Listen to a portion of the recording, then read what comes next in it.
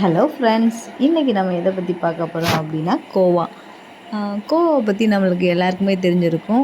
So Goa வந்து எங்கே இருக்குது அப்படின்னா, இந்தியாவின் மேற்கு கடற்கரையில் உள்ள ஒரு சிறிய மாநிலந்தாங்க அது.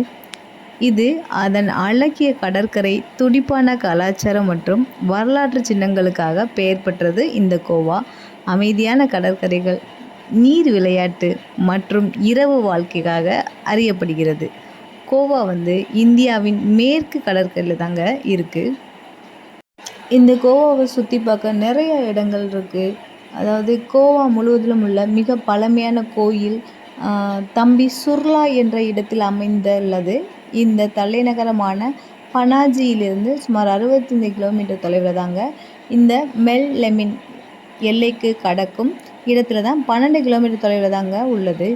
அதாவது சத்தாரி தாலுகாவில் உள்ள வால்போய் நகரத்திற்கு 22 கிலோமீட்டர் பாதையில் அணுகக்கூடிய காட்டு பகுதிக்கு நடுவில் தாங்க இந்த தம்படி சுர்லா உள்ளது. அதாவது இந்த கோவாவில் வந்து 2 விதமான சுற்றுலா பயணிகளுக்கு உகந்த காலங்க. ஒன்று குளிர்காலம், இன்னொன்று கோடை காலங்க. அதாவது குளிர்காலத்தில் வந்து அயல் நாட்டினர் வந்து வருவாங்க. வெயில் காலத்தில் வந்து நம்ம இந்தியாவிலேருந்து போவாங்க. ஸோ ஃப்ரெண்ட்ஸ், யாராவது கோவா போயிருந்தா கமெண்ட் பண்ணுங்கள். இந்த கோவாவை பற்றி தெரிஞ்சால் சப்ஸ்கிரைப் பண்ணி கமெண்ட் பண்ணுங்கள். Thank you for watching.